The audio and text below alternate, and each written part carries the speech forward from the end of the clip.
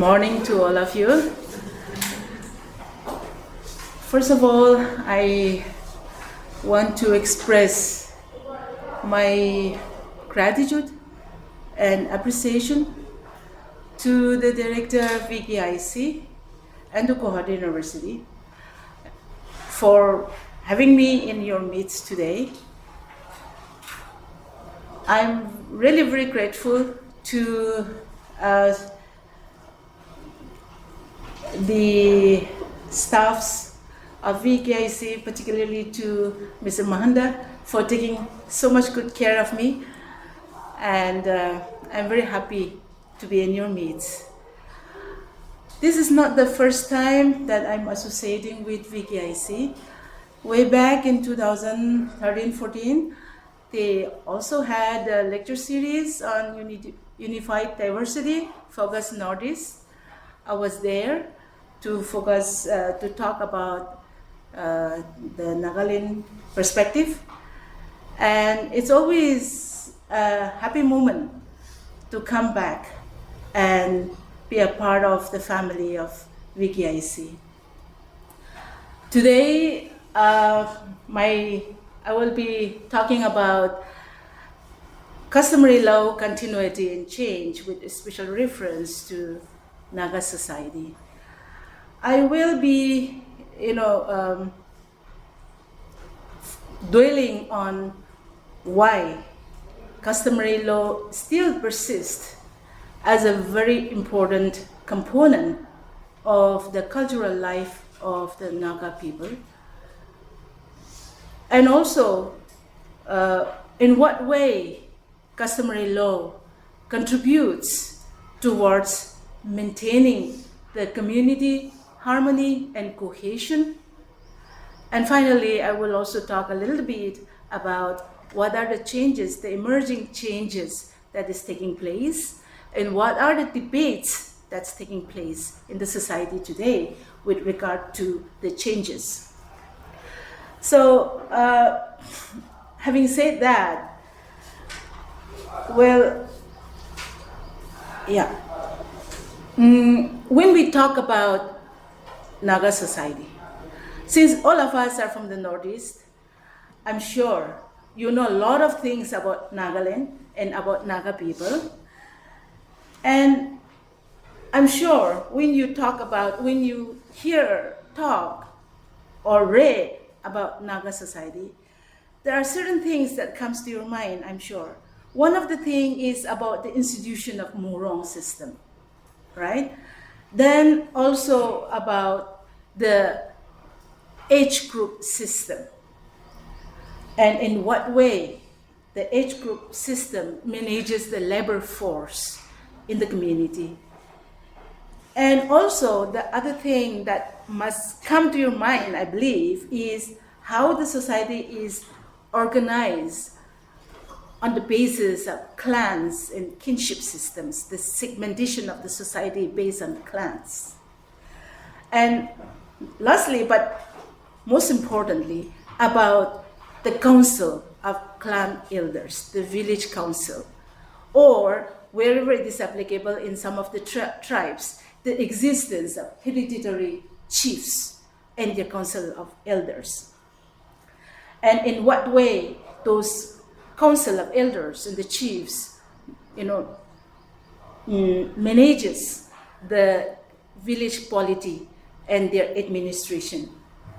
So all these different features of their cultural life, whether it's a clan system, the Morong system, the age group system, or the village council system, all these different cultural, life and practices are linked together as a complete whole.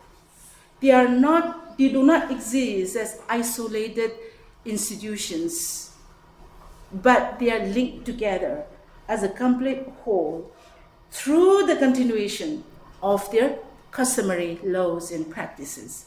So in all this, social and cultural life in their organization, the linking thread is their customary law. And so I think I will not be wrong to say that the institution of customary law and practices is an indelible part of the traditional Naga culture and community life, because it is the foundation, the linking thread that binds together all the different aspects of their life, their social life and their cultural life. It is the customary law that gives meaning to all these different practices. The other point is that the customary law are also bound up together with the history of the community. And this is most clearly evident in the ways of how they, maintains their rights over land and their claims of territorial control. So all these territorial boundaries of the community and the land rights are based on the historically accepted and accurate customary practices. How is this so? For every village, they have a specific territory, village territory. And this is bound up with the history of how the village was founded and established by their clan ancestors. And so right from the very beginning of the establishment of a particular village or a particular community, they have a historical linkage with the territory, with the land. And that is why in Nagaland we find that every mountain range, every watershed area, every hill slopes have a name. It may look like a unclaimed, free land or free forest, but it is not so. However far away it may be, there is a claimant, there is a history behind every mountain, behind every slope. And they have even named that forest, named that mountain, named that, river.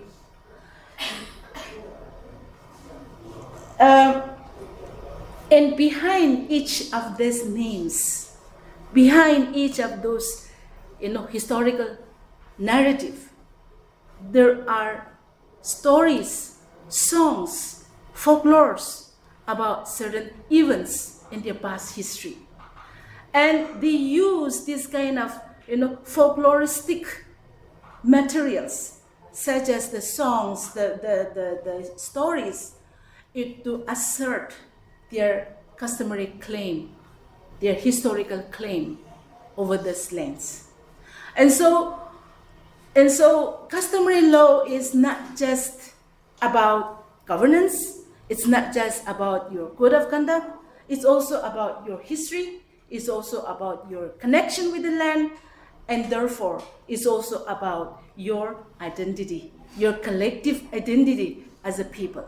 Because it is the collective identity of it is because of the customary law, the customary practices, the customary claims that unites the people together, and it gives you a patch of identity, a cultural patch of identity.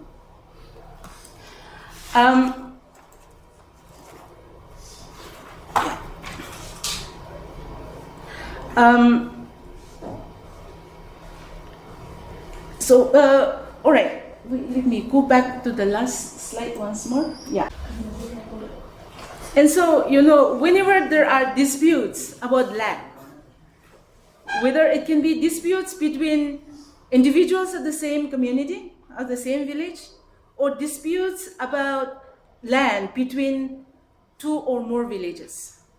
So whatever the degree of the dispute, whether it's within the community, between individuals, or it's dispute between two villages in the village, or even between two different tribes.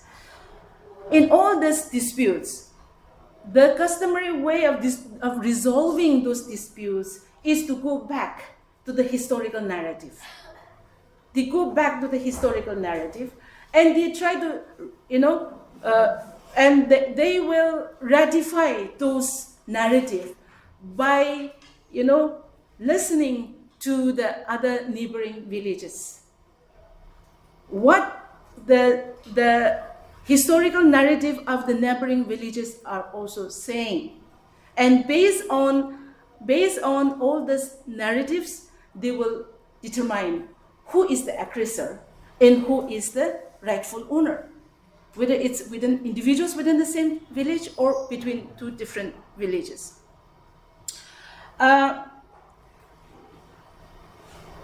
So based on how, and every Naga tribe, every Naga village have their own specific ways of resolving disputes. Whether if it's about land, then they will follow what I've just said. But disputes is not always about land. Disputes could be personal. Disputes could be of any nature. And every tribe, every village have their own specific customary practices, norms on resolving those, conflicts. And so based on those kind of practices, they claim their uniqueness from the other. So, and then another point that I want to also make in this slide is about how the customary laws regulate their political as well as their social life.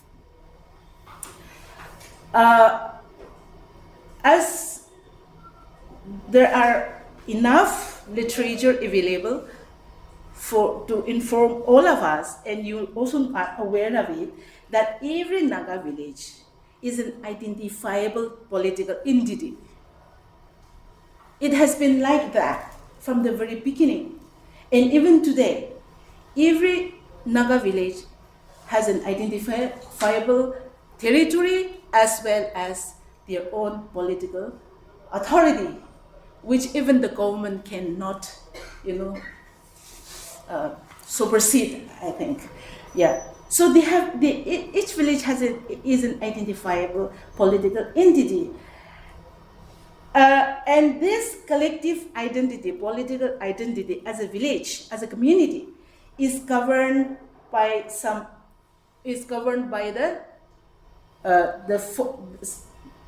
institutionalized social relationship, having the capacity to mobilize their resources of their own. So because it's called an identifiable political entity, because each village is organized with an identifiable form of governance based on the customary law, of course.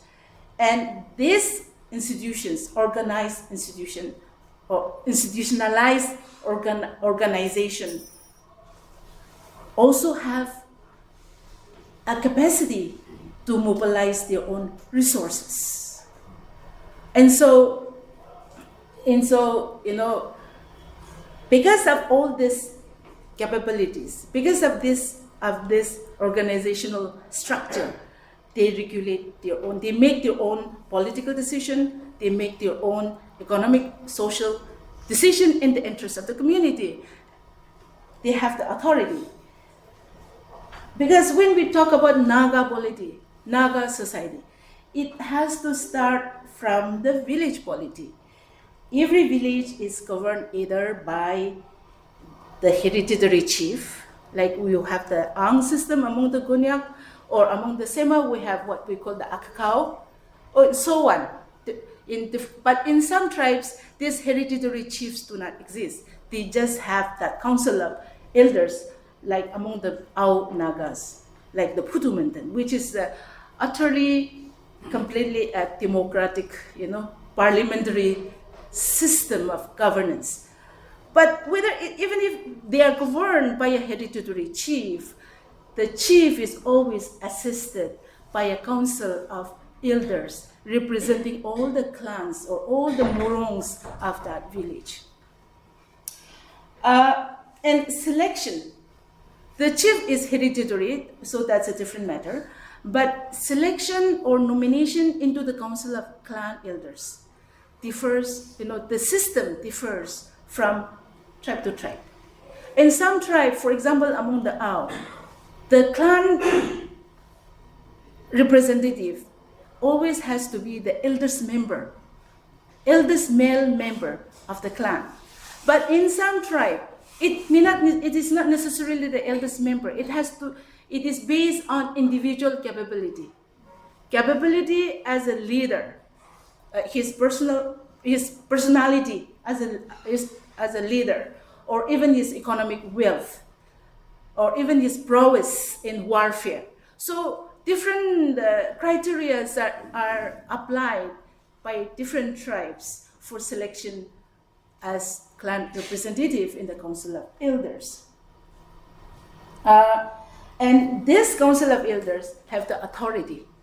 They have the authority, the political authority, the economic authority, and the social authority, the legal authority to make decisions, pass judgments in situations that requires their decisions. So they are the one who mediates between individuals or between villages in terms of disputes, or they are the one who also negotiate peace treaties between disputing parties or between enemy villages also. So they have this authority to not only to declare war, but also to negotiate peace treaties.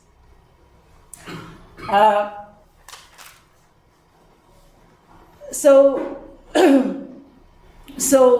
when we look at how customary law continues to exist even today, is because of the magnitude of the authority given to those customary institutions, the village councils, and the hereditary chiefs. Of course, today all these villages are there under the government of Nagaland. The government of Nagaland is very much a presence there. But when it comes to their specific village issues, even the government cannot interfere.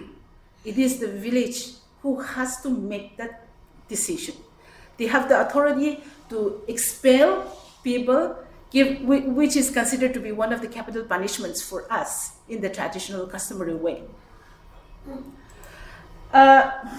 So how does customary law, maintain this community harmony and cohesion? I want to focus a little bit on this, flag out, a few points in regard to this.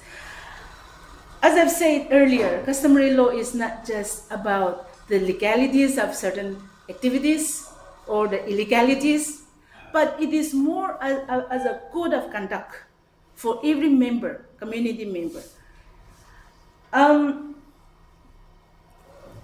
Because it is infused with the customary laws and the customary practices are infused with, and it permeates into every aspect of our social living. It is more, and so I say that it is more as a code of conduct. Because you talk about marriage, you talk about your rights, you talk about your farming, you talk about your relationship with your, even with your in-laws, you talk about any aspect of your life.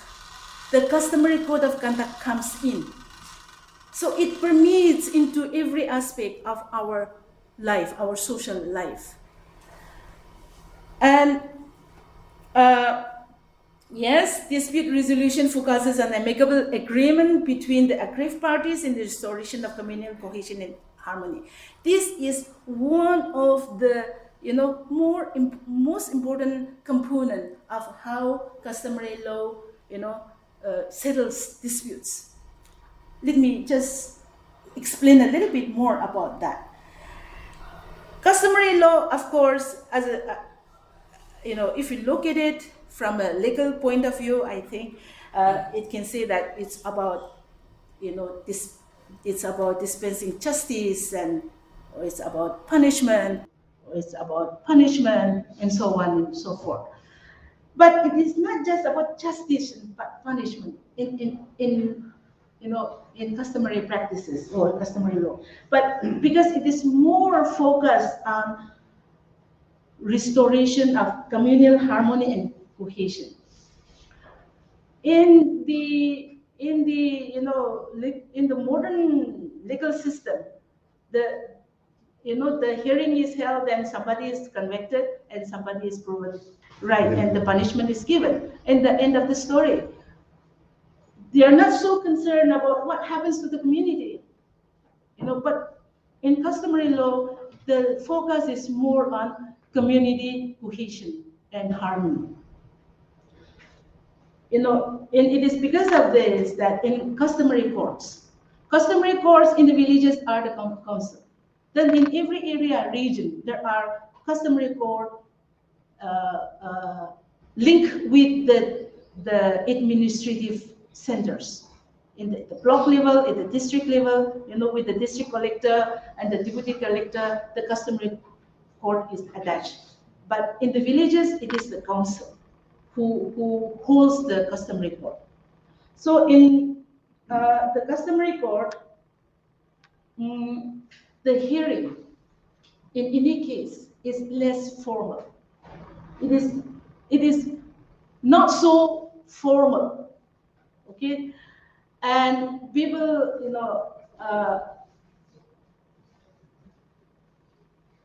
and the debates about the case takes place not only in the courtroom, but the debates takes place even at the community level. The community members also debate about it. And those debates are brought into the courtroom and it discusses this. And as a legal system,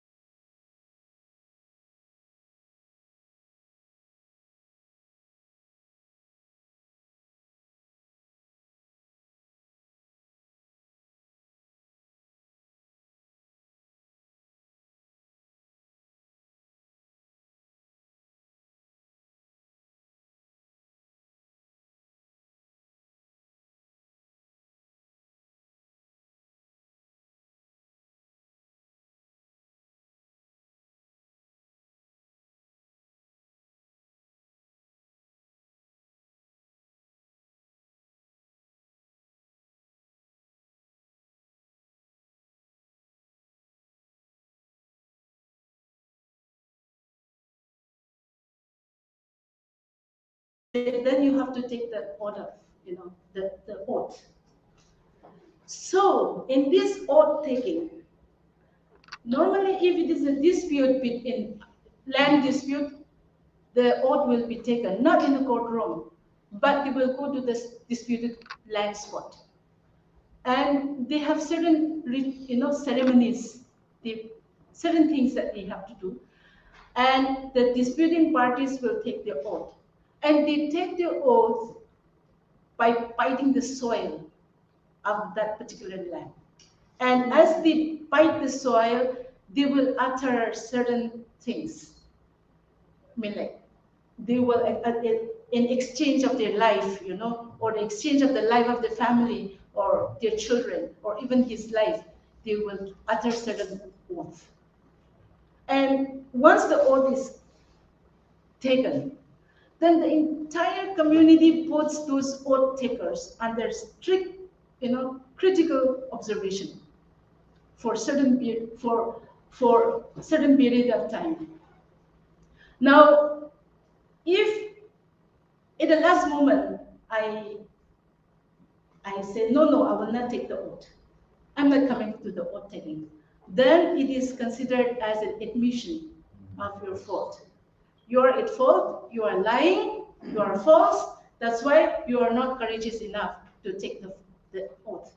So he is given the whatever punishment is needed, and the judgment goes in favor of the person who takes the oath. And if both of them takes the oath, then depending on, from 1 year to even several years, they will be put under very strict, critical observation by the community, by the entire community. And if anything before, any bad, events takes place, or sickness or anything on any member of that person, it will be taken as a punishment from the spirit of that land. And he will be, considered as the false oath taker. So, this was a very, very common practice in the olden days. But now, because of Christianity, this oath taking is not being done in most of the tribes. But still, in some tribes, I was told that it is still being practiced. But it is done only after every option has been, exhausted. As a very last option, we do it. And once he or she is proven as a false, then they will be expelled from the village. Now, regarding the expulsion from the village also, there are variations. Sometimes in some, community, they are expelled for life. Even their children are not recognized as a citizen of that particular village. But in some communities, there are certain time limits. After 7 years, 10 years, they can come back and be a member in the community. And also, they have property within that village. Their land, their property is there. So how they distribute the land, how they handles that the property of the expelled person during his absence also varies from tribe to tribe. But mostly it is the immediate family, brothers, or the clan members who manages it in the case of expulsion. So I will come to. Okay. Before I say anything about this, just one or two words more about expulsion. When we talk about expulsion from the community as a highest form of punishment, there are two things. It becomes very clear. It is. I've been told by many of those elders whom I have interviewed, or with whom organizations with whom I've had consultative meetings, is that expulsion is done in very severe cases. Because if we don't expel that person, his life is in danger. Supposing a person kills another person, accidentally or purposefully, he kills a person. Unless and until that person, the culprit, is also expelled from the village, his life is also in danger, because the person whom he has killed, his family, his clan members have a right to kill that person. And they will not be it wrong. It will be revenge killing. And if it is a revenge killing, then they are not at fault. Because you have committed the crime, that's why you're paying the penalty of your crime. So his life is also in danger. And so he is expelled. That is also one, for his own safety. That is also one. The other is that if that person continues to remain in the community, then there will always be conflict.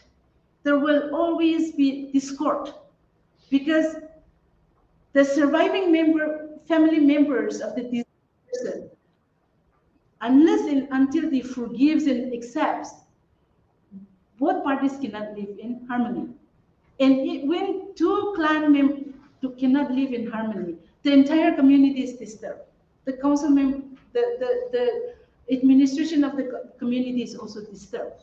So for two reasons, in order to maintain the peace and harmony of the community, and also for the safety of both parties, they expels them from the village. So uh, uh, this was the reason that was given to me when I asked them about why people are expelled from the village. So here the main focus is the communal and peaceful coexistence. Because if you are a person always creating disturbance in the community, it may not be killing a person, but you may be creating a lot of disruption in the functioning, harmonious functioning of the community, creating problems always for somebody. If you are such a person, people cannot live in harmony. So he has to be removed. So in customary, when we look at the principles of the customary,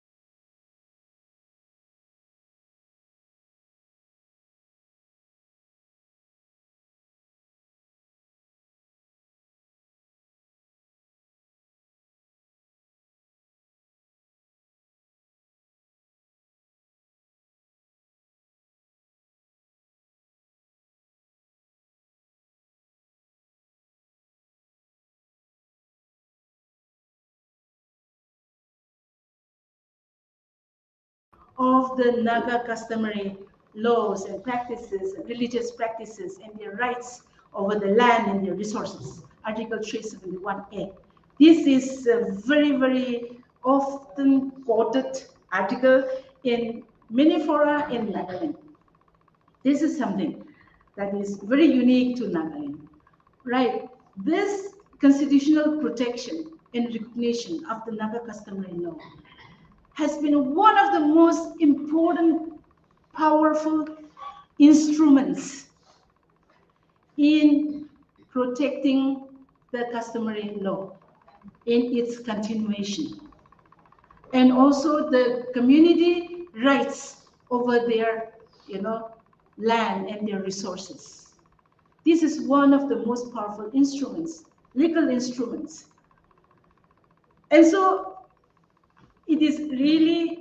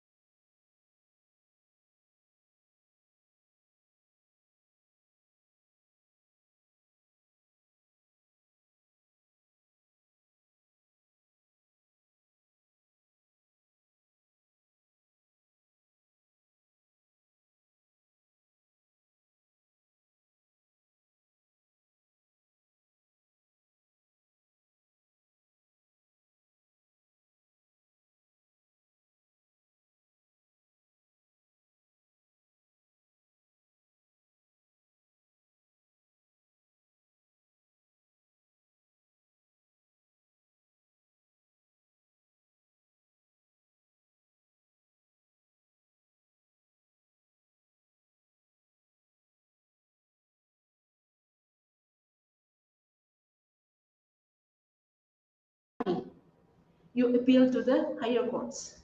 They appeal to the Gauhati High Court, so they appeal to the Supreme Court, and sometimes the judgment comes in their favor, sometimes the judgment comes in favor of the customary court's decision. But this interplay of our dual legal system is existing in the state. One example I want to give the recent election that is going on. Yeah, polling is going on today. All right. See, I will not mention the name of the village, but then in my home district, this particular village, they decided that the entire village, because the village council, they decided that the entire village will support one particular candidate, and that they will not allow anybody to come to be, to come canvassing to their village. They will not allow anybody to enter the village for election purposes. This was a decision, and it is not a new thing. This has been going on. But this year was very different. There was another person from the very same village who wanted to contest the election. So he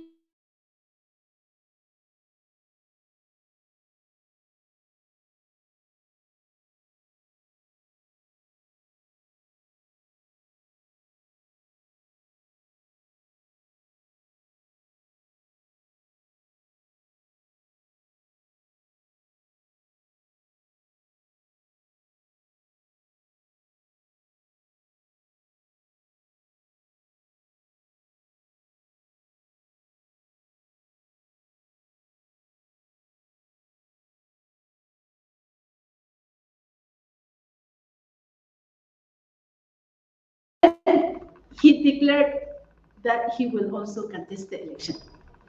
I don't know how things are developing, because the village council and the village authority will have the right to debar him from entering the village, because the village council have already stripped him of his citizenship, because they have the right. So whether for election purposes, whether he could enter his own village or not, I don't know. But this has been played out. This is just one recent example. Then in another village, again, similar thing happened, and they also declared that so and so will be our candidate, our village. Nobody will be allowed to enter. And so the DC also had to issue another notification nullifying that decision of the village council. So this kind of, tussle is going on between the two different legal systems, the Indian, legal system and the customary legal system. Now I'm talking about the current election issues. But in different aspects, even in family matters, there are cases where, in case of divorce for child custody, as per the customary law, the father is the recognized, undisputed custodian of any minor children, and the woman cannot claim it. That is the standing rule. That's a standing rule in customary court. And there are cases where, in case of divorce, the mothers have appealed even up to the Supreme Court for custody of their children.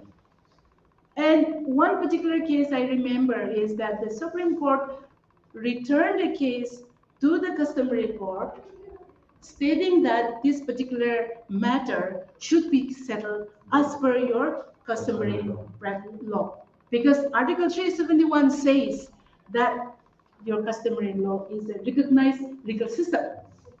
So there are many issues like that where the two legal systems are always a tussle. And particularly, even in case of crime against women, rape cases, so many issues are there. I cannot go into that right now, but the two legal systems tussle, is coming up from time to time. Uh, yeah. So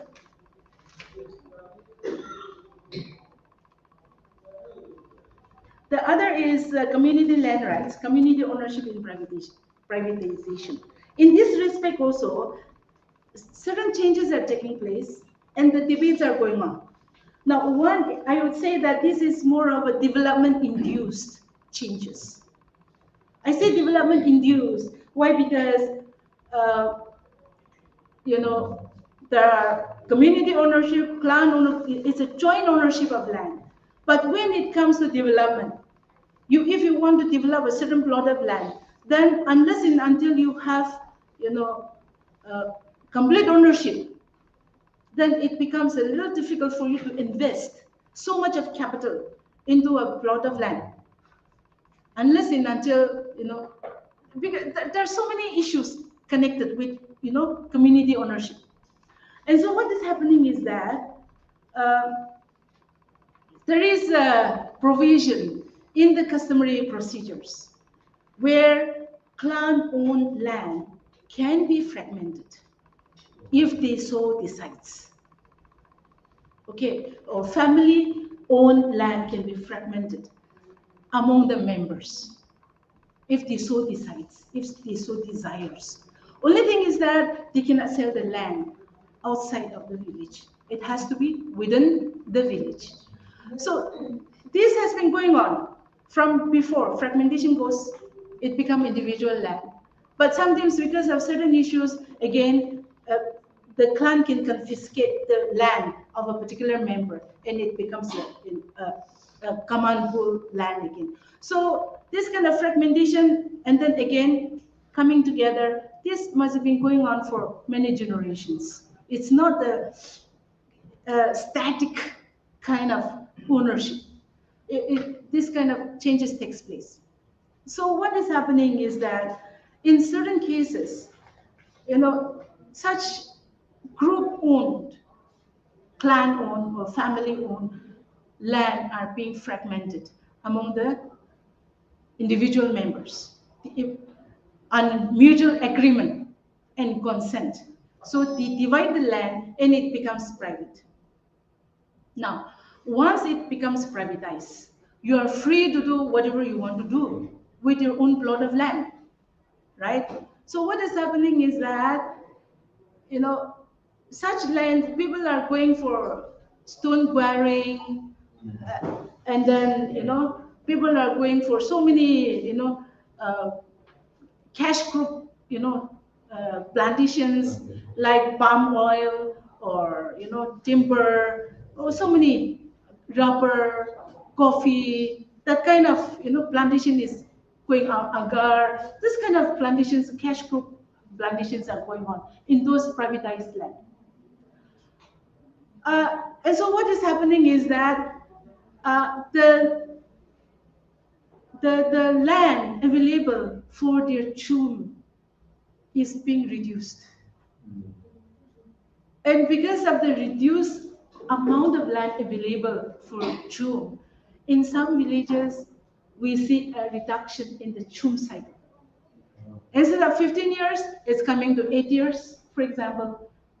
So there are lots of things happening. And when there is uncontrolled usage of the land, like stone quarrying, whether it is located in a geologically unstable area or not, it's also inducing a lot of landslides and flooding, and so many things are happening which never used to happen. So this kind of changes are happening, and there are debates going on whether this is good or not. Some are for it, some are against it, and these debates are still going on. Another is with regard to family laws. I want to talk about adoption and indigeneity. In 2018, if I'm not mistaken, the government of Nagaland came up with with a uh, with an act called, we call it RIN. RIN is Registration of Indigenous Inhabitants of Nagaland Act. The RIN Act. Now, once this RIN came into existence, so many debates came up about adoption, and the indigeneity of a person. Now, why government of Nagaland had to do this was because there was pressure from different angles, like the student union for employment, for jobs, this, that. And there was a sense of relative deprivation or certain kind of dissatisfaction was there. And so there were complaints about people who were not being given indigenous certification, although they were not indigenous by blood. So lots of debates were going on for so many years. And finally, the government of Nagaland came up with the RIN Act. Now, as per the customary law, adoption has been going on for generations in Nagaland, in the Naga society. But the difference was that in the ancient days, especially during the headhunting days, if both parents are killed in a headhunting raid and the children are left destitute, those children are adopted by members of the community, preferably by their own clan members. Because, inheritance of property, the issue of inheritance of property is also there. Or in some cases, if a particular person or couple do not have any issue and they have lots of property and they want a son to inherit their property, then with the permission of the clan members, they will search within their clan if there's any child, who can be adopted, whose parents cannot support, So if there's nobody within their clan, they will search from outside their own clan. And they will identify, and with the permission of the biological parents and the biological clan members of that child will be adopted officially as the adopted son of so-and-so. This has been a part of the customary practice, and it is accepted. But in the recent past, as people come more and more in contact with the outside, people from outside the community are adopted. They go to different places and they adopt such children, and claim them as their own. And they give their identity, their name, their clan identity to such and such person. And they are given indigenous certification. Now, there were lots of complaints about that for so many years. And so when the RIN Act came into existence, lots of debate began to take place again in the community level. What do we do about this? So now, what they have done is that the tribal bodies and with the permission or with the knowledge of the Kanpuras and the Dobashi courts and the customary courts, have adopted a resolution that henceforth, no child from outside of the Naga community will be adopted. And even if he or she is adopted on humanitarian ground, he or she should not be given the indigenous certification. The father can care for him, educate him, give him his own personal self-acquired property, but so-and-so cannot be given the ancestral property. The clan identity cannot be given, the ancestral property cannot be given to such and such child. So this resolution has already been adopted. And so, today, just 2 months back, my own granddaughter, her school required that, she should produce her indigenous certificate. During my time, our student time, we simply had to go to the Deputy Commissioner's office, fill up a form, and he signed in with a seal, and that's it. I get my indigenous certificate. But now, for my granddaughter, she cannot do that. For her, we had to first go to the village, my son's village. My son and I are from different villages. So we had to go to my son's village.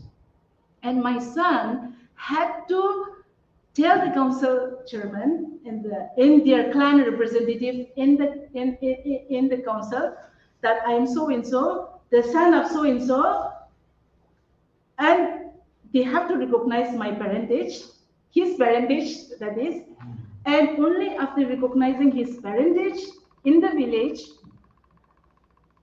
my granddaughter was given a no objection certificate by the village council. Only with no objection certificate from the village, I could approach the Deputy Commissioner's office to issue the indigenous. So now, even to get the indigenous certificate, things have become much more, it was not as easy as before. And it's all because of how we have, interpreted and applied our customary adoption process into our modern system and have disrupted the aspiration, I should say, of the younger generation, or a kind of a debate and a tussle was developed over the period of time. And because of that, the REIN Act has to be put into place. And so this is how things are developing in Nagaland. So one cannot claim to be an indigenous inhabitants of Nagaland unless and until my own clan representative in my own village council verifies my ancestral parentage. So things are developing in that way. This is happening now. Now, coming to my favorite topic, I should say, women and customary law. I will not speak much here, but I just want to say that as a strictly patriarchal society, the customary laws are inspired by male dominance. Not only Nagas, but I think even Assamese and other Indian communities, they are inspired by male dominance because we are highly patriarchal in our social structure.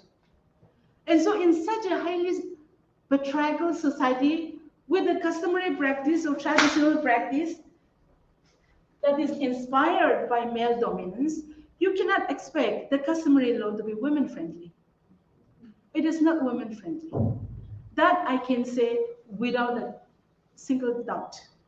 Yes, there is respect, there is honor, there's protection given to women, but it does not mean that the same social, political, public, and private spaces are available to women which are available to men.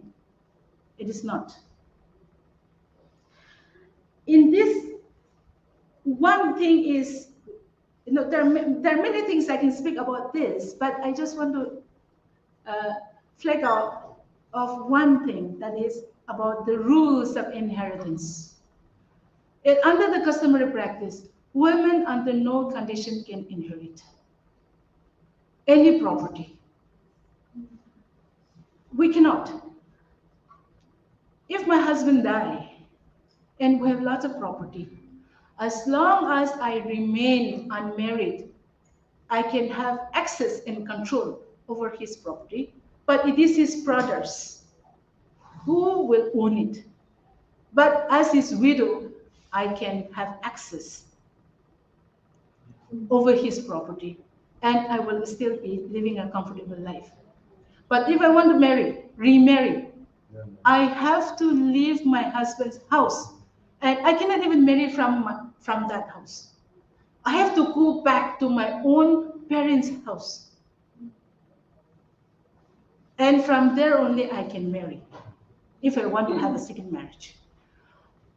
So women under no circumstances can inherit any property.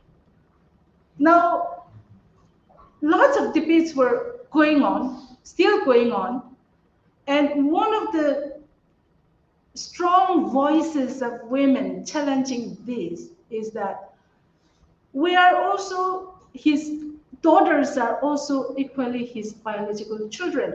He is also equally responsible for his daughters. So the daughters should be given the right to inherit. After long, many years of, challenging this customary, practice, in some tribes, not in all, but in some tribes, they have resolved that those properties which are personally purchased by the father in the towns, that can be given to daughters. But under no circumstances, the ancestral property in their ancestral village can be given. Not at all. So at least some changes are taking place as far as inheritance is concerned. Something is happening. And if one or two tribes does that, maybe the other tribes may also, consider that we should also have a relaxation on this. Because of this, we have seen many very sad stories where the father died and the children and the daughters, if they don't have a son, the daughters and the wife have been chased out from the home, and then the father's brothers, they come and occupy the property. Those kind of things have been happening. And so we see some changes because of all the questions that is being raised. The other is about women's recognition of women in public spaces. Traditionally, women are never allowed in public office. Well, in the ancient past, maybe because of the conflict, the violence, the headhunting, and then the ever-present security issues, women were required to be protected because of their physical weaknesses, and so they were not given that kind of pressure. And so perhaps in the olden days it made sense. It made sense. But today, in the changing environment and the development that is taking place, the same customary practice continues.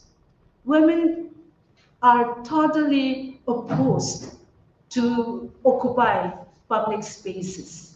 And that is why, for more than, since how many years now Nagaland has become a state, there has never been a single women legislator in the entire political history of the state of Nagaland. Only this year, there are 4 women contesting the election on party tickets, which is a great achievement for Naga women, I should say.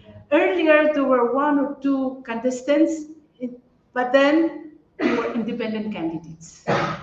People talk about Rano Shaiza, who was a woman MB to Rajya Sabha during the early 1960s, but it was a very unique situation, 1960s, 1964-5, and she was not elected. She was nominated. Maybe because of her connections to, I don't know, some of the underground political leaders, or I'm not, because of her personal capabilities, we were not there, so we cannot say, but she was nominated, she was not elected.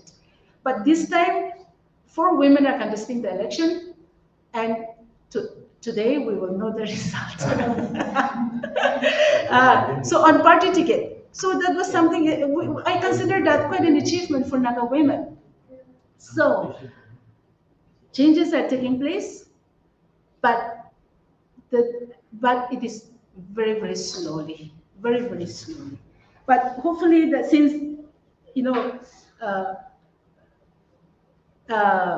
women, whether they are scholarly, scholar activists or social activists, or women who are, strong, who have a strong voice. And if we continue to keep on voicing our opinions, our voices, challenging the customary, practices of debarring women from decision making in public space, hopefully, things will become much more easier for women even to occupy public space. Uh, um, so let me just complete this by saying that one of the biggest hurdles that women are facing in with regard to customary law and the customary structures and the customary organization is that there's a lack of openness and resistance of customary practices to adapt, to modify to the modern emerging situation. It is because of that, we have been facing a lot of difficulties. This year, there is something happening. We are happy. So the most important thing in today's context is that, yes, we have inherited the institution of customary law as a cultural heritage. It's a part of our cultural identity. But in today's emerging situation, the important thing is that how do we interpret and apply the customary practices to suit the modern requirements? I think the continuation of customary law or customary institution and the changes that is developing depends on how we interpret and apply the customary guidelines to meet our modern emerging requirements. And so with that, I'll just close this. Thank you for your patience.